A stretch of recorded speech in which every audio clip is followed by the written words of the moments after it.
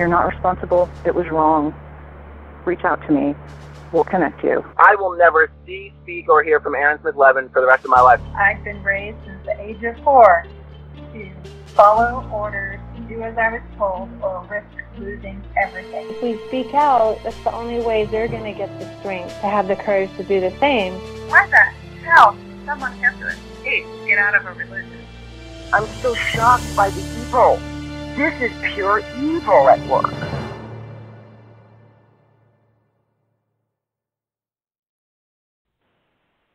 Hello, welcome to Come Get Some Extra Scientology edition here on this Friday. Happy Friday, everybody.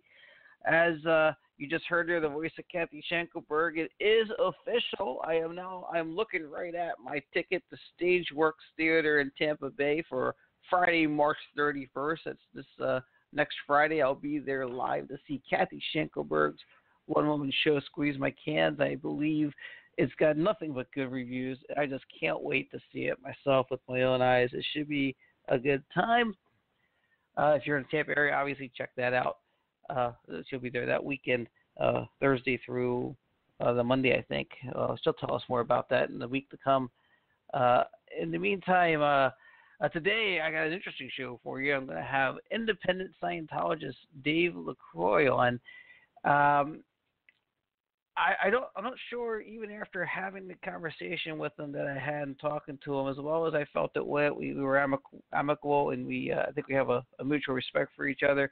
I'm not sure I totally understand what he's doing even now, but this is something that will be put out there for you all to hear the discussion and make your own minds up about it. That's the whole point, to have that freedom, of course.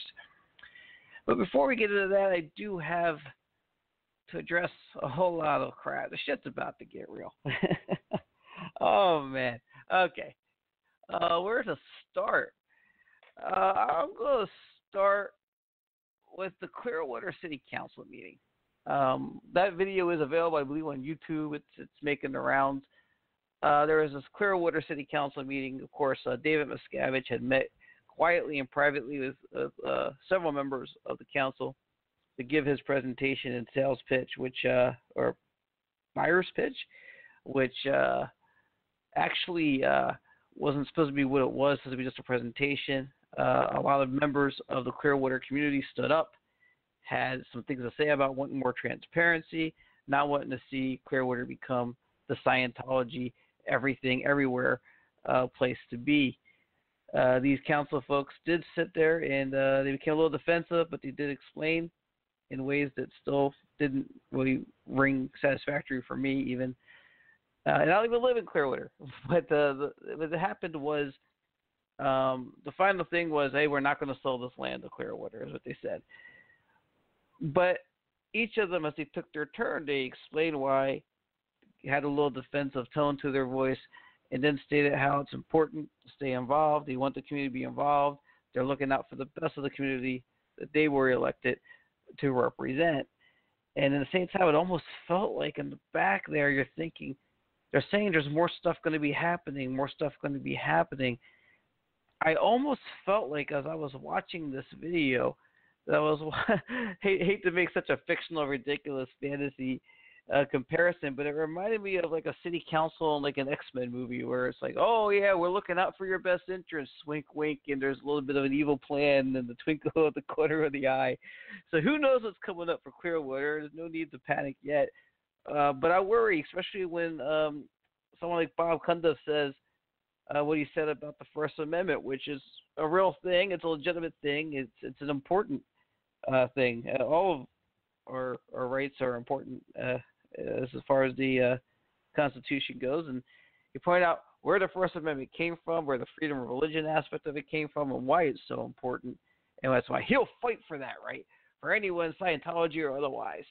And I would just hope, and I would question, I even sent a tweet to him, I don't know if Mr. Cundiff even saw it, but I like to see people make that differentiate between the use of the First Amendment and abuse of the First Amendment. Because every law, every rule can be abused.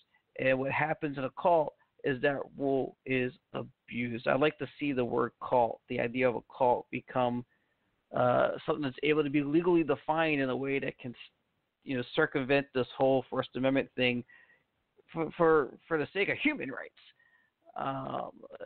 Honestly, moving on from there, Kirstie Alley, off the heels of the announcement of Scientology Aftermath Season 2 with Leah Remini, Kirstie Alley started taking to Twitter and taking questions about Scientology, saying she was answering questions. She didn't answer a damn thing, honestly.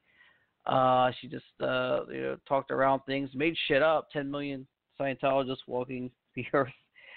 People caught her out on that, and whenever someone said anything even remotely decent to her that didn't agree with her, they were blocked. So I decided, because she said, "Don't worry, you'll be hearing from me soon. Don't worry, you'll be hearing from me soon, but not on national television. They don't ever invite a real one." And I was like, okay. All right, well, I'm already blocked by Kirstie because I said something like normal to her, and that's a bad thing. I sent a tweet out saying, anybody who's not blocked by Kirstie, I forward this to Kirstie and invite her on my show. She is invited. I'm not national television. I'm a little podcast. But the point is, media in general, Scientologists who are active aren't represented. So you're invited. You can't use it now. You're invited. You can't use that excuse. And what happened after that was anybody who forwarded my tweet, simply giving Kirstie Alley an open forum to discuss things from her point of view, to discuss her religion, they got blocked too. And there was nothing disrespectful about it. It was just, hey, you want to speak? Speak here. I'll let you speak here. You're invited to speak here. Everybody come speak here. And I didn't expect her to accept. I know she's not going to. And another example would be just recently came out of the woodwork to talk bad and badmouth Leah Remini, Stacey Francis. Stacey Francis. That's what I said. Yeah. Who the hell is Stacey Francis? Can someone tell me? No, seriously, there are people listening to this podcast right now who 3 weeks ago knew who I was, but still don't know who Stacey Francis is. But she's come out, apparently it's a big deal because she was friends with Leah Remini. She's come out and trashed Leah Remini. She was on Twitter. She was on a block fest, and I sent her a tweet. I was not blocked. I sent her a tweet, and I said, at Stacey Francis, whatever her Twitter name is, I said, hey, Kirstie Alley says real Scientologists aren't represented in the media. I want to respectfully invite you to my podcast. Come get some. It's pretty benign, right? Nothing offensive there. I'm giving her a chance to speak. Speak! And I got blocked. Just for giving her the option. So I guess if you don't give them a chance to talk, you're a bigot and you're holding them down and suppressing them. If you do give them the chance to talk, you're a bigot and you're suppressing them somehow, some way. Whatever. Really, seriously, whatever. I know, and Aaron Smith-Levin just put out a video on his Growing Up Scientology YouTube channel.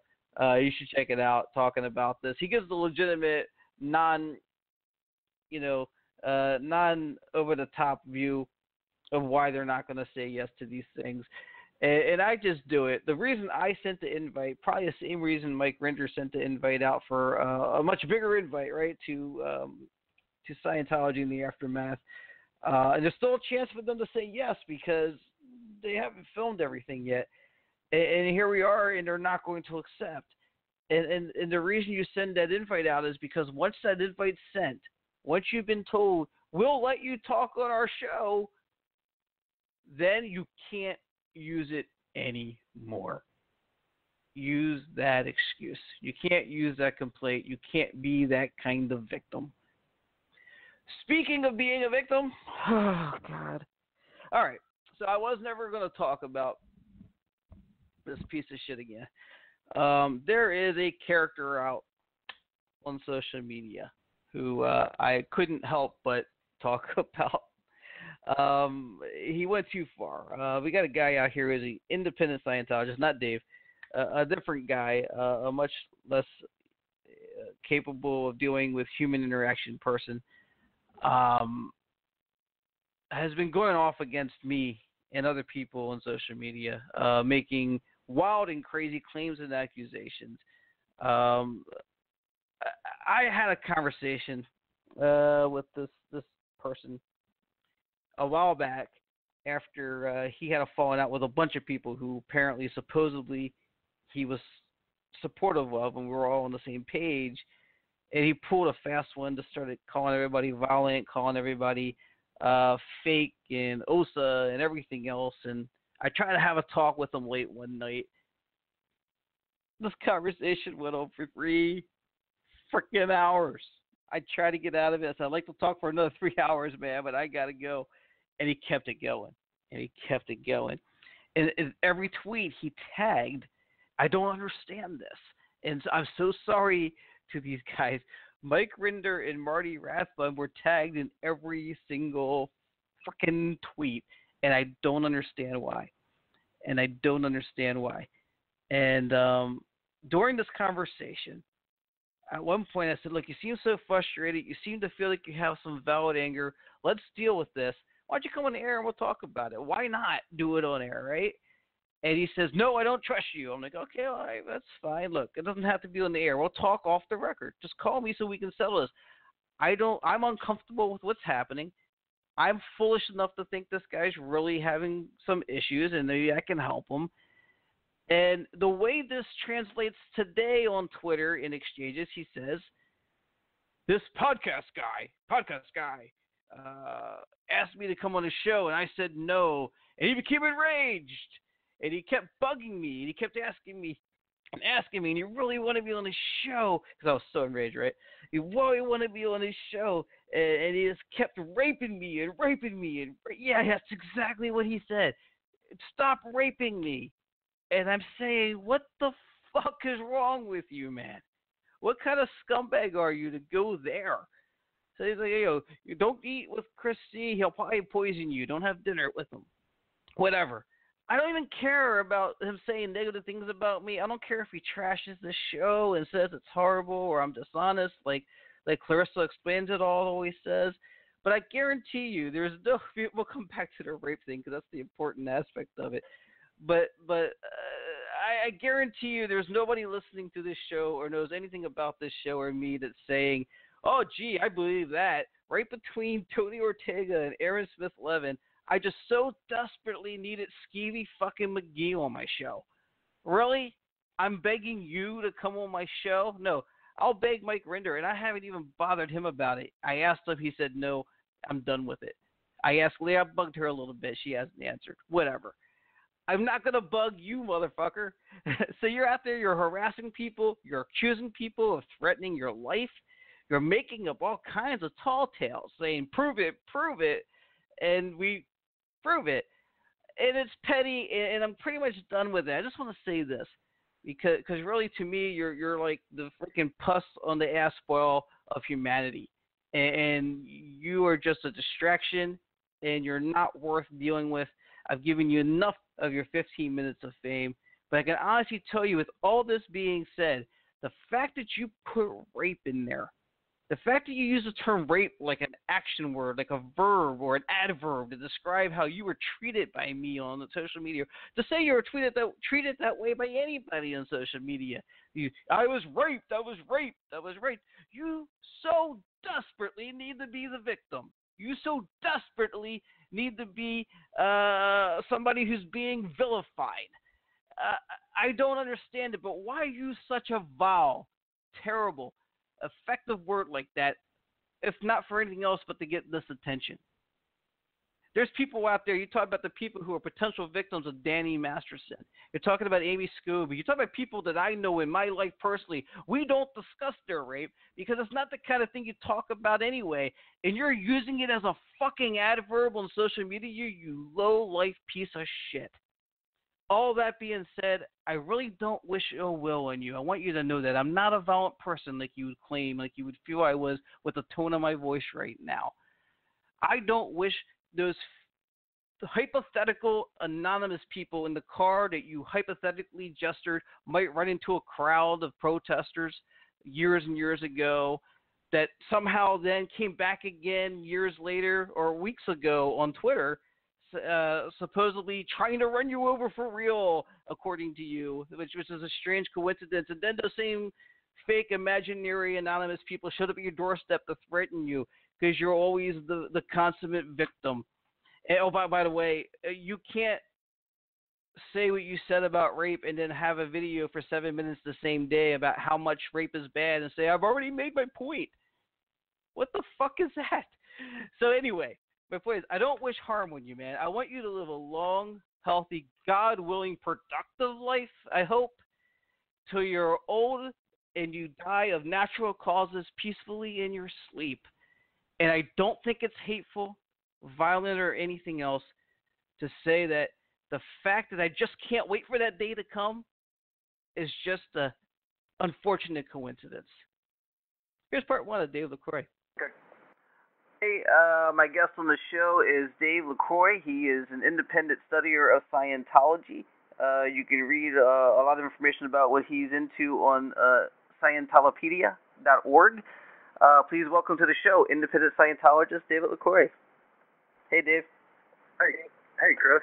Thanks for having me on. No problem. We've been talking for a while about having you on, and I know that, I don't know if you've listened to the show much, but I have kind of a sitting on the fence type of view of independent studies of Scientology for various reasons. We'll talk all about that in this episode. The first thing I want to do, if I could, is let's get started with how you got into Scientology to begin with, because I think you came in when Hubbard was still up there, right? Yeah, he was still alive. I got in 1971 in Detroit, and I read the book Dianetics, and that was what inspired me to find an organization and pursue it further.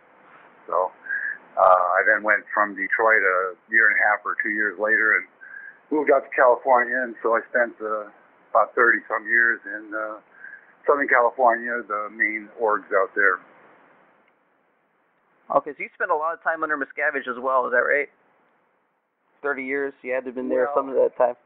Yeah, unbeknownst to me, we didn't know what had happened back then, at the time in 1982, when you could say the coup happened. It was that the Sea Org, as you probably figured out, is very secretive, and of course this is pre-internet and all that, so we didn't really know what was going on. We could see certain things happening in the organizations. At the time, in the late 70s, they started raising the price of services every month. I think it was 5% every month, which was kind of crazy. So that put a lot of people off, and then there was the big exodus in 82, which, I knew a little bit about. I wasn't very active at that particular point in time myself. Throughout my career, there's been times when I did very intensive training and auditing and so forth, and then would take a break. Do life, business, family, whatever.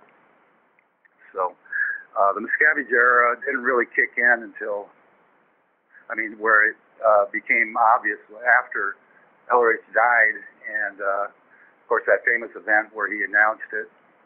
And then by the 90s, they started doing these events that got a little crazy, and in 96 there was a very a major turning point, which was called the Golden Age of Tech, where they brought in a lot of changes on how the subject was taught, and people learned how to audit, and it was a big, huge red flag for me, and it was the beginning of my exit, my slow exit, you could say. Well, what was the big difference that really stood out to you? What was the real big standout? Like, wait a minute, what tipped you off mostly? Well, L. Ron Hubbard had developed a way of training people on how to audit, which was worked very good, and I had done it, and many, many other people had, and then they came along and said, oh, that's all wrong, and people have to retrain and do it all over again. Starting of the do-over again craziness that's I see what you mean. rampant in the church these days. So. Gotcha. It was a tip-off that there was something fishy going on. Is that when you left the church? Well, it's when I started backing out, you could say. I didn't officially leave for another dozen years, but, the term under the radar, there's a lot of people, existing Scientologists today, who are, what we say is under the radar, just not active, but not, creating any problems for the church. Right, so they don't get declared or anything, but they're also not supporting. Right. Okay. Exactly. All right. And how long after leaving did you end up deciding you wanted to keep practicing on your own?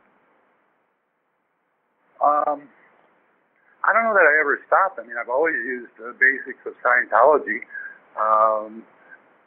I put up a website, which is what got me declared. It was a protest or a whistleblower type website, which is not up anymore, but it was the most popular one at the time for a while, called freeheber.com, taken after Heber Jens. I don't know if you know who he is, but okay. He's still the nominal president of the Church of Scientology and hasn't been seen or heard of much. He made one public appearance a few years ago, but anyway, that was that site, which then prompted them to declare me. But a year after that, I created the website Scientolopedia, which is just a lot more along my basic purpose line to get some truth out about the subject, rather than protesting against the church.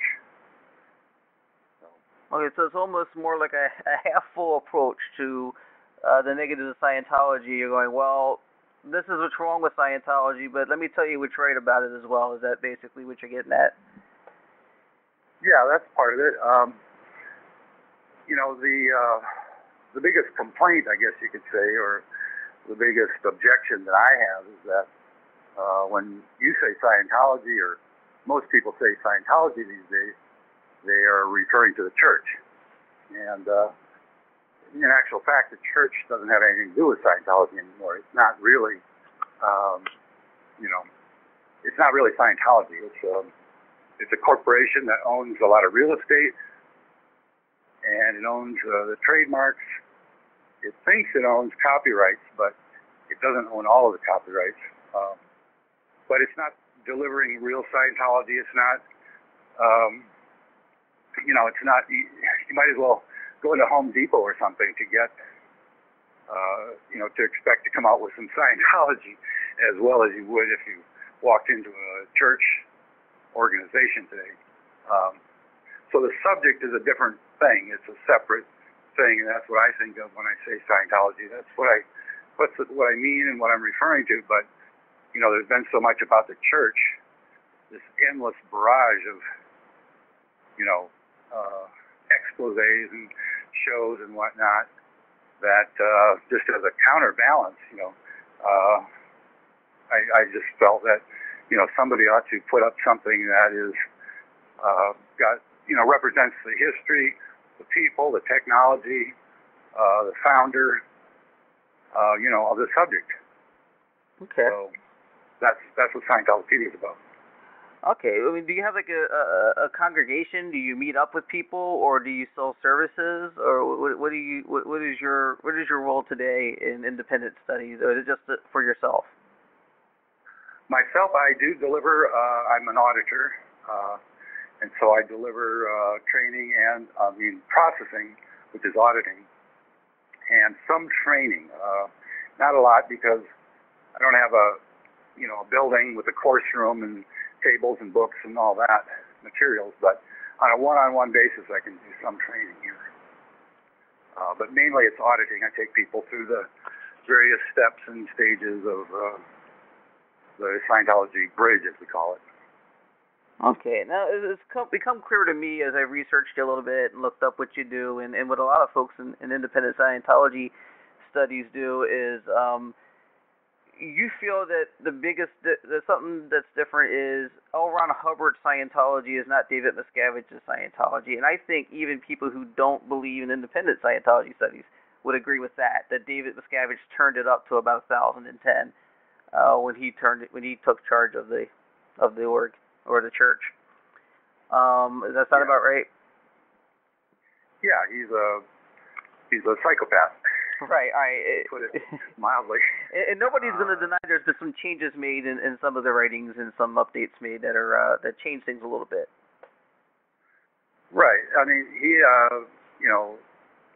you can take Scientology. You can look at it as a tool. You can use to do certain things. Handle life or look at things differently or improve people's conditions. But you could take that tool and use it in reverse. You can make people more miserable and unhappier if you want to. So it's like a hammer. It can be used to drive in a nail or bash in somebody's head. So. Right. Yeah. So what is your opinion? And this is important, I think, because this is where, as an outsider looking in, so like I can never understand this from your point of view, or from the point of view of anyone currently in Scientology with the church, or even ex-Scientologists. Just completely separated. From the outside looking in as an outsider, never being in, I wonder about the study under LRH's thing, because now we understand, and I agree, Miscavige's Scientology is not L. Ron Hubbard's Scientology, but there is a large belief that Hubbard wasn't much better. He was just a lot quieter about it. So what is your opinion of L. Ron Hubbard? Well, you're getting that impression from a certain batch of people who have an axe to grind and who haven't, really studied the subject as far as I'm concerned. L. Ron Hubbard was a human being, and he had, quirks and made mistakes and so forth, but he was not a psychopath. He was very much a social personality, as we could say. He was I can pick out things that I can say, I don't like so much about him, things that he did, but he was just probably the all-time genius when it comes to understanding the human mind, the human spirit. The breakthroughs that he made are just, phenomenal. Genius that he wrote about and developed. So, but Miscavige's Scientology is kind of a funny comment because, it's never been his. No more. He has no more claim to it or brand ownership than anybody else. It's just kind of silly to think of his right. brand. It's no, I agree. What I mean by that is that he's running it basically from the church side. Yeah. So who do you answer to in that case? Do you think L. Ron Hubbard borrowed some of those, possibly those breakthroughs may not have all been his, that they may have been partially his and some aspects were taken from other people and he made it his own? If you go back to the original books, he gives tremendous credit to philosophers and thinkers, even Freud, as being the people that, the stepping stones, the shoulders that he was standing on. His genius was pulling various bits of information from all these different past disciplines and studies and religions and so forth, and boiling them down to some basics of life that anybody could understand or that would make sense to us, living in at the time, the 20th century or the 21st century now. So he had a genius to sort of pull together these all this disparate knowledge floating around in different areas, and then put it together in one place. Gave it a name under the banner of Scientology, and then take it a step further to develop techniques that anybody could apply to themselves and to other people to help them gain more, what we could say is enlightenment. So his genius is unquestionable. But you hear a lot of people pulling out bits and pieces, scraps of things he said or wrote, and out of context, out of time. Oh.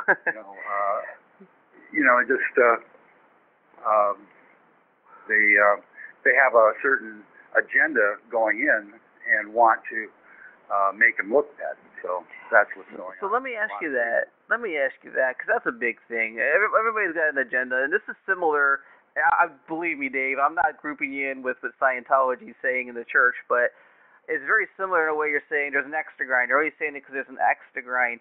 What axe do these people have to grind with L. Ron Hubbard? Why would they even need to have that agenda? Why not say, leave the Church of Scientology. If you want to study independent Scientology, it's probably good for you. Why not say that? Why attack L. Ron Hubbard? Yeah, that's a good question. I mean, I agree. Why? You see these people spend their lives on some of these websites, just hammering away at, L. Ron Hubbard this, L. Ron Hubbard that, and I go, God, give it a rest. The guy's been dead for 31 years now. Can we explore that a little? Can we explore it a little bit though here? And I'm not gonna overstate anything that I'm not prepared to overstate, but I do want to address a few things. I mean, we talk about how I mentioned earlier, and I think I might have said it the best when I said David Miscaviges turned it up to 1,010, but a lot of these policies that you've been very vocally against, like you're against Sea Org, you're against fair game, you're against disconnection, is that correct? Absolutely, yeah. But these are all things that were put in writing, that were actually put in place. I don't know how much they were practiced in totality, but these are all Hubbard ideals. These are all Hubbard writings. What do you have to say for that? Well, let's take one at a time. The Sea Org, in my opinion, was a good idea at the time. And you look at the context and what he was trying to accomplish and pulling together, try to get a group of people together. I mean, this would be a challenge for anybody to throw together a group of people, buy a bunch of boats, and, get them dedicated to help build a new movement of some sort, It was a tremendous accomplishment and something that needed to be done at the time. Unfortunately, when he hit land and they started moving into taking control of all the organizations, he got a little psycho, and he lost control of it. It got away from him. So the Sea Org is something that should be disbanded, definitely. As far as, let's take disconnection. Disconnection, if there was no such thing as disconnection, there'd be no divorce. In the world. So there is a place for when someone, is so close to somebody toxic that the only remedy and the only way that that person could possibly get better is to disconnect from that toxic connection. But it's a very limited thing, and L. Ron Hubbard was probably guilty of using it as a way of controlling the church parishioners at the time. But I'll tell you, during those years, when he was in charge, I didn't know anybody that had been declared or disconnected from, I mean, it was so rare. Yeah, I do believe I've heard other ex-Scientologists say that. There was a few handful of notorious people, but, it's just a very rare occurrence that you'd ever come across it and where it was used. And likewise, fair game. Now, people dispute this, but I've got the evidence on the website. He did cancel both fair game and disconnection in a tape in 1969. Okay. It's called RJ68. Okay. But, there's arguments that that was just for PR reasons and he used it. And this is where, he made mistakes. But if he were around today, I have no doubt that, the PR mess that we see would not be in existence, and we would not be, dealing with the mass exoduses and the mass declares and the mass, the abuse of those kind of things. Sure. So, yeah, he wrote, and he did make mistakes. He should have recognized that the Sea Org was out of control and disbanded it. He should have done this or that. He shouldn't have thrown people off the back of his boat. I don't know if you know about that. Yeah. Oh, yeah. I've heard stories. Overboarding. But even that, in the context of the time, it was limited to the people that were at the highest level of training there for a short period of time, and you have to understand, here's a guy that, had grown up on the high seas, sailed across the Pacific to Asia in the 30s, 20s and 30s. You can imagine what it was like to be a boy on a ship where the captain was the absolute, authority, in those days. Yep. And so things like that were not so politically incorrect as they are now, Not saying that it was good or okay, but when you look at it, that it was a limited thing, and in the context of the times and so forth, then it's a little different. Well, L. Ron Hubbard was supposed to be the authority on these things. He was supposed to know better than everybody else. He's the main, like you said, the main genius behind the whole thing. You would think he should be able to be the example to follow, and he should be beyond the times. He should know better than the times, because he's L. Ron freaking Hubbard, right? He knows these things. He's been in the Van Allen belt, right? I mean, but that bends in a little bit. I've had the feeling at different times in my life where, if I went 5 miles over the speed limit, people would say, "Oh, look, that's what Scientologists do." You make you don't like vegetables, so all of a sudden, oh, that's what Scientology does. It's like, he had a personal. He wasn't perfect. He never said he was. He never said he was God or Buddha or anything like that. He did say, and he said, "This is a fact. I was in the Van Allen belt." He made that statement. What do you make of that statement? Well, he's in that. You might be referring to a tape I'm familiar with, where he was exterior. Right. Out of his body. Right. Okay. And you believe in exterior, that you can go exterior when you go to OT8? I don't think you have to wait until OT8. He was exteriorizing people back in the early 50s, popping them out of their heads. And, there's a story that is on the website where a witness saw him do that, and they just all laughed about it. I thought it was pretty funny because the guy was kind of, in a stunned state. He didn't know what had happened to him. So, yeah, I mean, it's not even a bizarre thing. I don't know if you've ever heard of Art Bell or George Norrie. And, sure thing. These things, people, this is well known, and people have been doing that. Astral travel and out-of-body experiences has, been recorded and documented, and testimony on all that for outside of Scientology for forever. So. Well, we'll come back. We'll come back to the claims of L. Ron Hubbard that I have challenges with, but I want to go back because we were talking about fair game earlier, and you said he discontinued. You said 69 or 68, right? Yeah. Okay, so he discontinued it in writing, and people contend that it kept going. Can you tell me your thoughts on what happened with Paulette Cooper in the 70s? Well, that's where it may have been where he did the cancellation, and then in certain cases he violated his own, utterance. So that's where he made errors. Now she, I don't know every detail because I haven't read Ortega's book, but okay. I remember at the time I knew about her in that book, and so yeah, she was fair game, and that contradicts what his public statement that it was canceled. But there's also data and books been written where people took it upon themselves, got a little overzealous sometimes.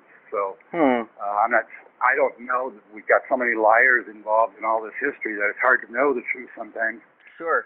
But how much was sanctioned by him directly, and how much was overzealous people trying to please? Who knows? Okay, because I would argue that what happened to Paulette Cooper not only matches some of the behavior we've seen by, again, you like when I say it like this, but Miscaviges' Scientology, it almost rivals the kind of things that he would do. It almost feels like Dave's just following the example. But again, Hubbard was a little bit more quiet about it. Well, I know that's that's what people are going to be howling about when they listen to this. One was, on a very limited basis, targeted basis, and another was just this broad scale, go after everyone, anybody that says anything or questions authority. But that doesn't make it that he did less aggressively a good thing. It's still you've already admitted. You said that that's not a great thing that Hubbard did there. He made a mistake there. Right, but he also engineered spying on or investigating in the IRS offices and government agencies, and you have to understand that there was vicious lies being spread through the news media, which were coming out of intelligence agencies around the world, not just in the U.S., but that was part of the reason why he created the Sea Org and went to sea. So he was battling on a lot of fronts, and that's why I think a lot of us forgive him some sins, because at that time there were real enemies of the church trying to snuff it out. The church didn't have tax-exempt status at that time, but they were not paying taxes. They were acting as if they did. So they were, battling some very powerful forces. There's the drug lobby, the psychiatric lobbies, the intelligence agencies, which is a whole other interesting topic, but there was a lot going on in those periods, and if he was a little excessive, I think some of us tend to cut him a little slack. Cut him a little slack, okay. But there is no excuse for the excesses we've seen under the Miscavige regime. Okay. All right. Well, okay. I have a hard time getting past that, but we'll move on. We talked about him going exterior. I want to say this because, again, I've had Aaron Smith-Levin on the show recently, and Aaron's a good guy. He mentioned how agents of, I guess it was the Guardians, right? The Guardians office went into the IRS offices and the legal offices and stole documents and did this physically, got caught, got arrested, are doing jail time currently as we speak. I think. No. They're done? No, their jail time or dead? Yeah, they're very limited. I think they did. The longest one was just a couple of years. Okay. Well, they did their jail time. I misspoke on that. I do apologize. But they did jail time, and they got caught. Aaron Smith-Levin's statement was, L. Ron Hubbard was able to go exterior to the Van Allen belt. Why did he not go exterior to the IRS offices? Oh, and gather information that way? Sure. So why is that funny? If it's so not far-fetched that he can go exterior to the Van Allen belt, why is it laughable he can go exterior to the IRS offices? Well, for one reason, when you're exterior, it's not like you can cheat at cards, It's not the same as viewing something with, the body's eyeballs. You have perceptions of things, but you're not necessarily going to read off of cue cards when you're exterior. So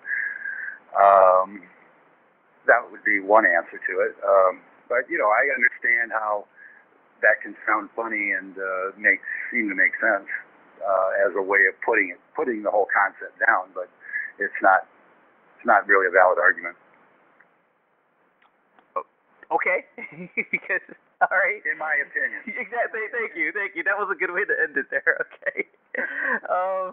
Sure. All right, Dave. Along those lines, there's the whole thing with the e-meter. You use an e-meter in your auditing when you do auditing with people? Yeah. Absolutely. And you wholeheartedly believe. Excuse my misspeech there. You wholeheartedly believe that when a needle floats, it means something. From your past lives. When it reads on things, it gives you an indication there's some charge or something going on. Yeah, it's a very precise tool that, in the hands of a trained auditor, is very helpful. Now, I audit people I've got a couple of PCs right now that I'm not using a meter because we're over Skype, and although there's a way of doing it over Skype, they don't have a meter yet that we can use over Skype. So, but you can audit without a meter. It's just as you get into more advanced procedures, it just adds another layer of precision to the auditing. So, well, in your best layman terms, can you explain to me how an electric device, as minor as electricity going through the body is to begin with, how this device can actually weigh the weight of a thought or of a past life thought? This doesn't seem, maybe I'm not scientific enough mentally to understand, but this doesn't seem even remotely viable to me. I'm not trying to insult you. I'm just saying. No, that's fine.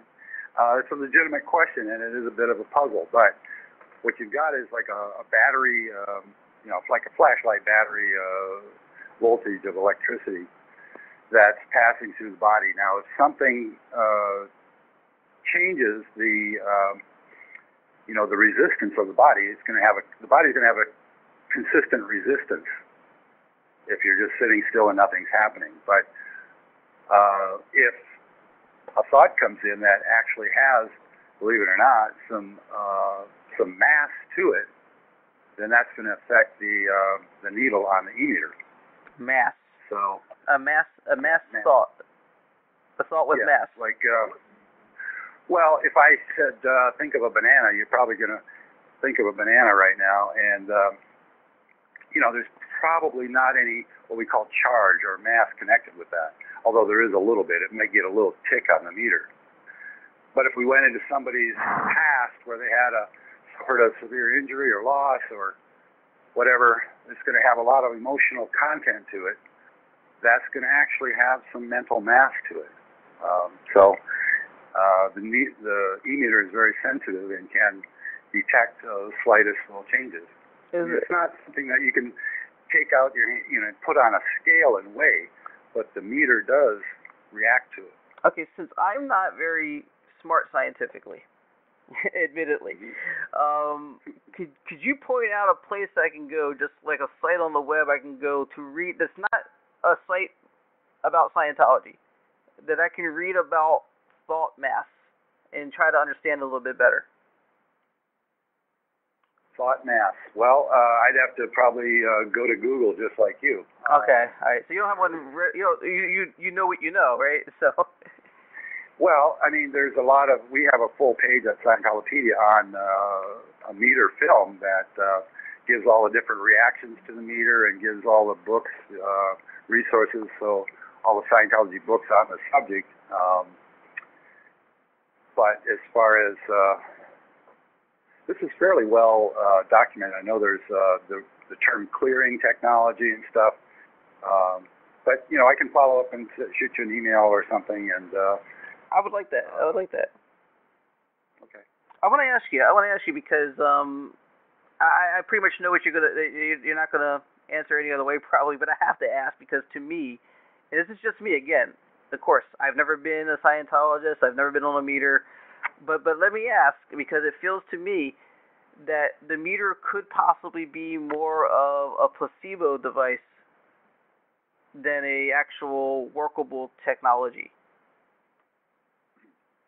Well, the meter is a tool. It's not a technology of itself. In the hands of you or somebody that's not trained on how to use it, it's worthless. It's just it's a light boat anchor.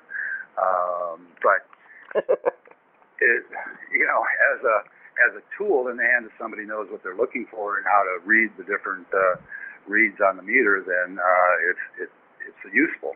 But it doesn't diagnose or have any effect on the person being audited at all. The person being audited has no awareness that little flashlight battery current is passing through their body. Any more than if you just picked up a battery yourself and put your fingers on the two different terminals. It's imperceptible. So it doesn't do anything. It's when asked a question or attention is directed and the person is connected to the meter that there's an auditor can tell what's going on. It helps the auditor nail down specific areas and know when a topic or a subject has been completely, handled, which is where you get the floating needle phenomenon. I mean, couldn't you just as easily hold someone's hand, and when you ask them a question that particularly makes them uncomfortable, they're going to tense up, and you'll say, struck a nerve, we found something?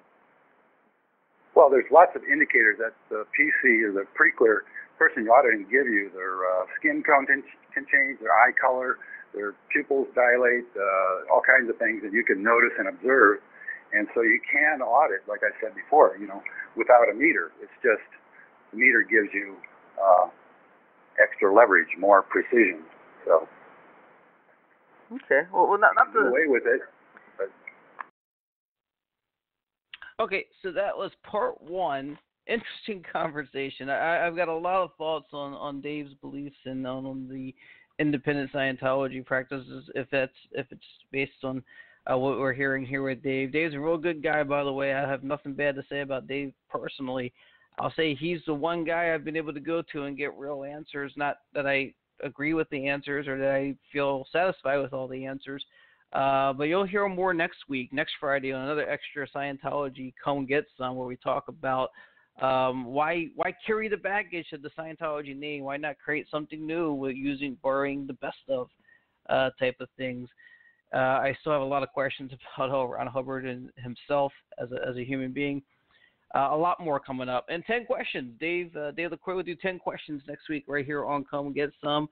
Of course, I'll be, after the show, I'll be heading to Tampa for Squeeze My Can't showing.